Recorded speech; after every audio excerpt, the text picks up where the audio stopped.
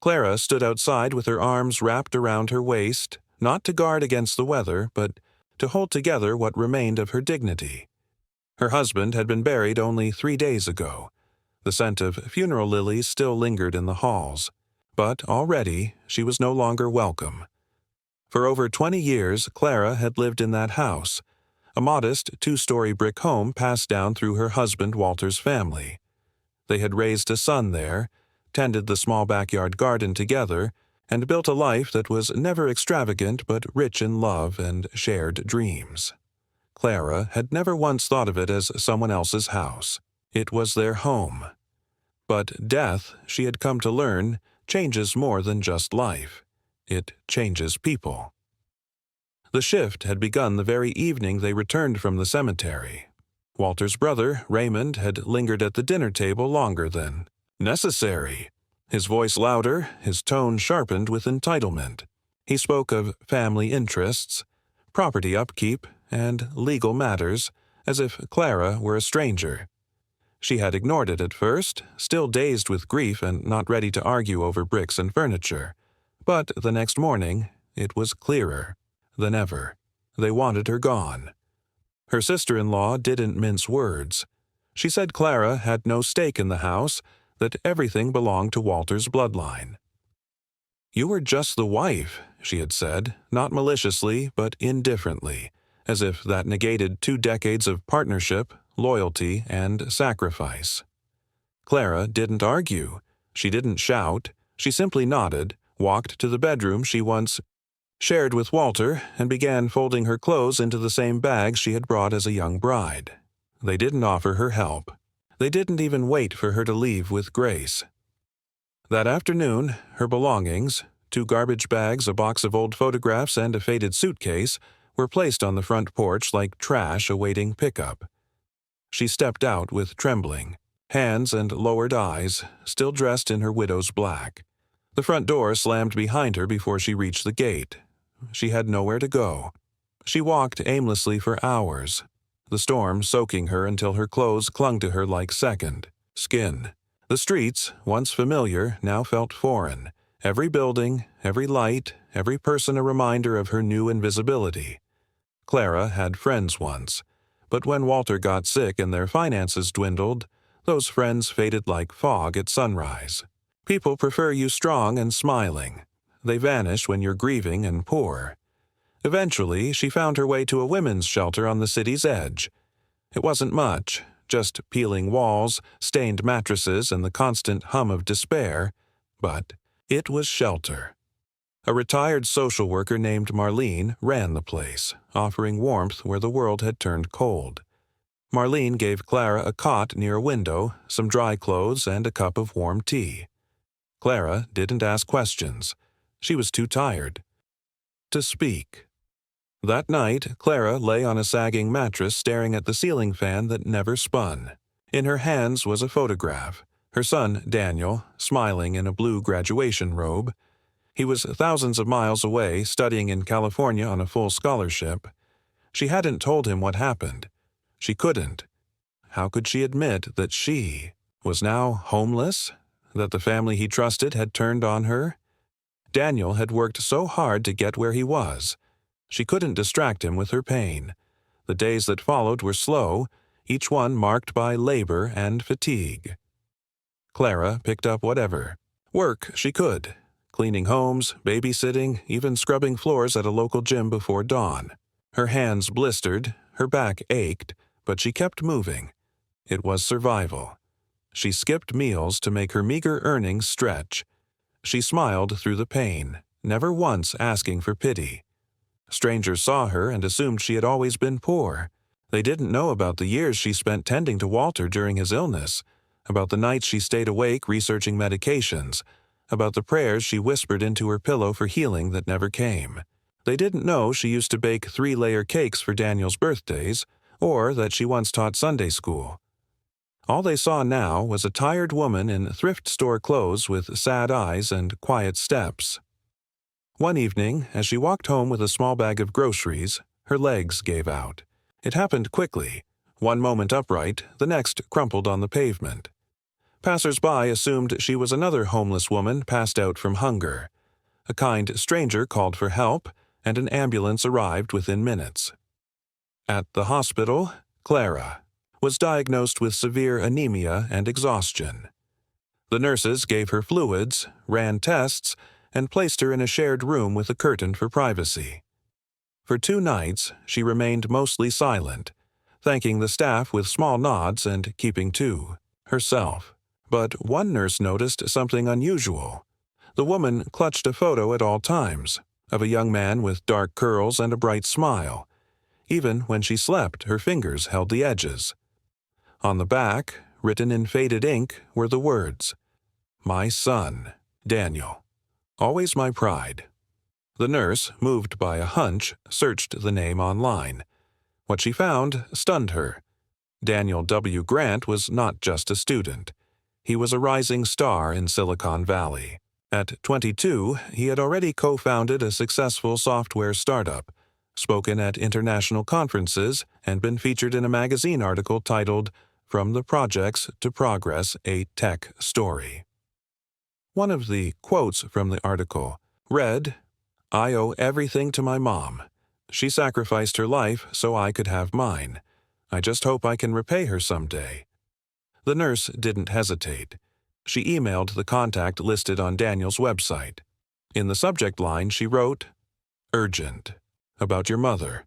And with that single message, the tide began to turn. The hospital discharged Clara with a bottle of iron supplements and instructions to rest. But rest wasn't a luxury she could afford.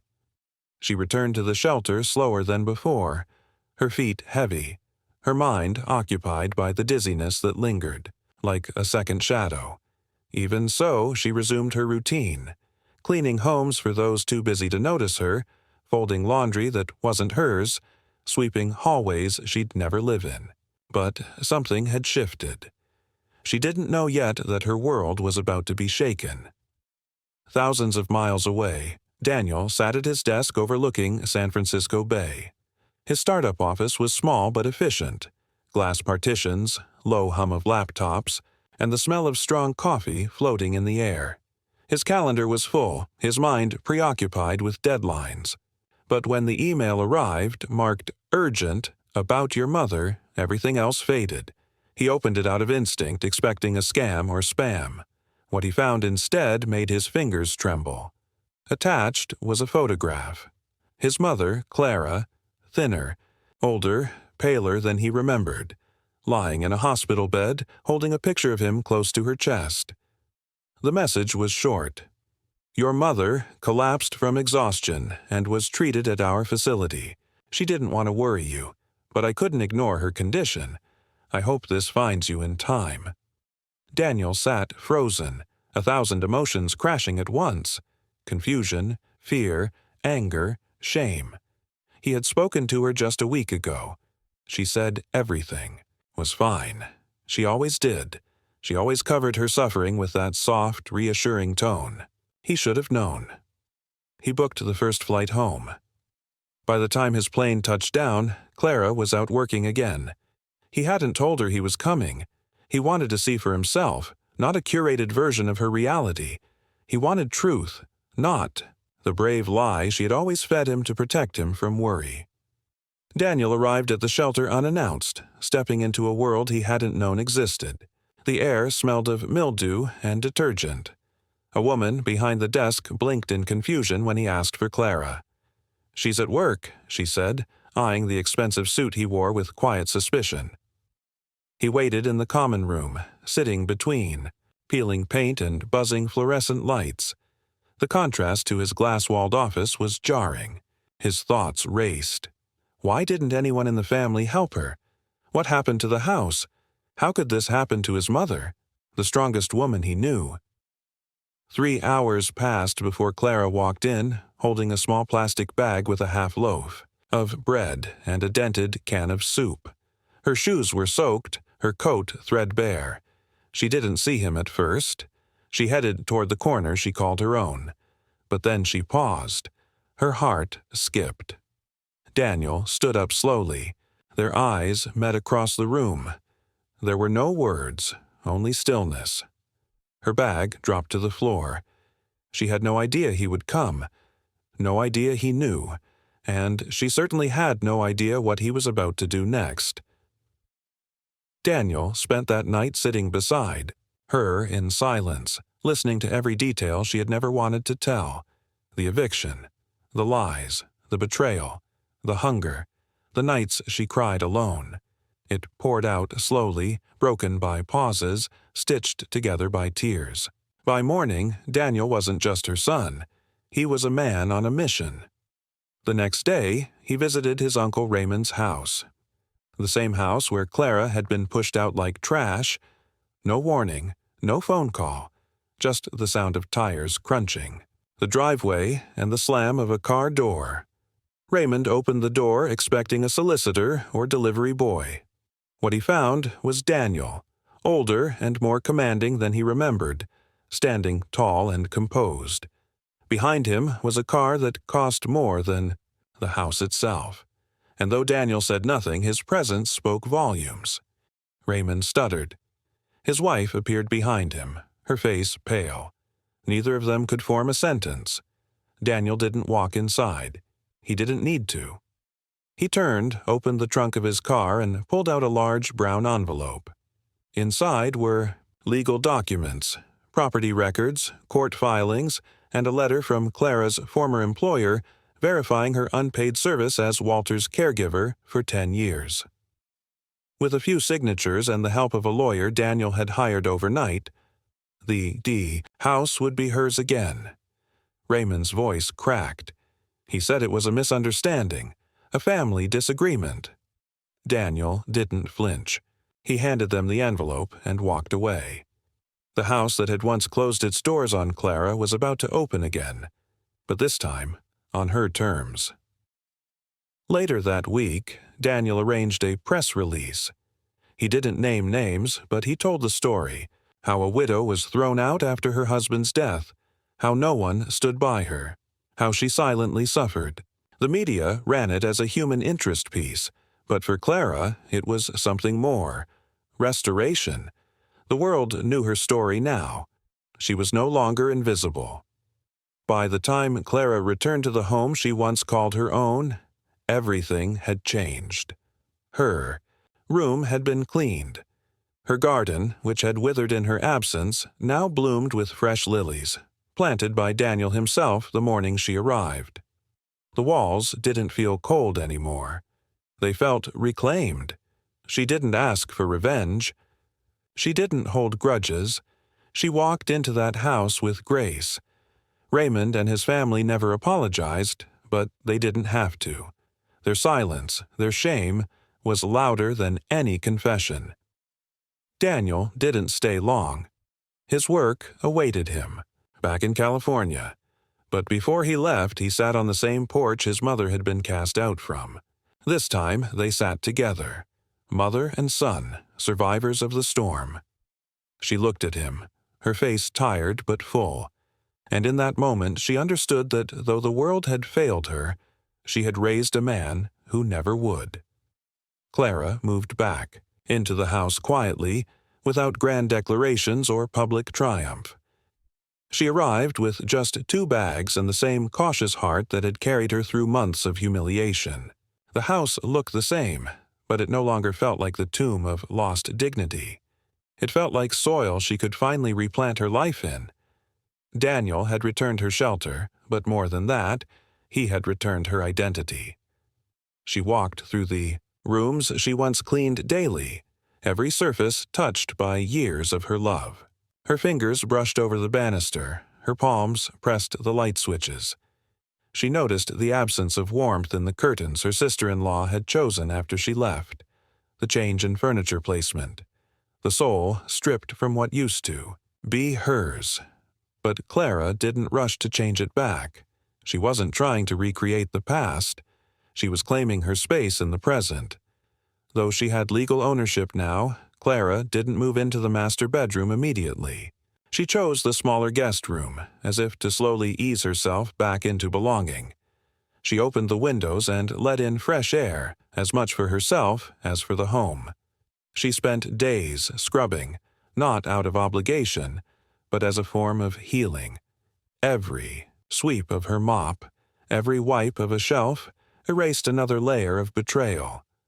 Her return sent ripples through the neighborhood. The same neighbors who had looked away now greeted her with awkward smiles. They asked about her health, complimented her strength, and brought casseroles wrapped in guilt. Clara accepted each one with grace, but not warmth. Their sympathy arrived late, and while she didn't scorn them, she didn't pretend either. The street had watched her fall in silence. Now it watched her rise, quietly ashamed. Daniel had not made a spectacle, but word traveled. His success, his sudden appearance, and his bold reclaiming of the property were all whispered about at local barbershops and church parking lots. People speculated. Some admired him, others feared him. But the name Daniel Grant now meant more than just promise. It meant power, rooted in love for a mother that had once been cast aside. The same relatives who had turned Clara out kept their distance. Raymond didn't step foot on the property. Again. His family moved shortly after, murmurs of tension and embarrassment leaking through community gossip. Clara didn't ask for explanations. She didn't need closure from those who never offered respect. Silence was its own justice. In the weeks that followed, Daniel sent builders to repair parts of the home that had aged in his mother's absence. He paid for new plumbing, new appliances, even new soil for the garden. But he never tried to remake it into something new. He told the workers to follow his mother's instructions exactly. If she wanted the kitchen tiles kept the way Walter had left them, so be it. If she wanted the lilac bush replanted in the same corner of the yard, he made sure it was done. For the first time in months, Clara no longer felt invisible. She resumed old routines, attending Sunday service again and volunteering part-time at a local community pantry. People called her Mrs. Grant, with new inflection. Not just a formality, but a mark of recognition. Some looked at her with admiration, others with regret. She didn't bask in it. She simply moved through life with the quiet poise of someone who had faced the furnace and walked out whole. One morning, she stood on the porch in her old shawl, watching the sun rise over her garden. A soft breeze lifted the edges of her dress as she sipped from a mug of tea. There were no tears in her eyes, only stillness. The kind that arrives when suffering no longer dominates the mind, and survival has softened into recovery. It was then that a small boy walked past on his way to school. He waved shyly.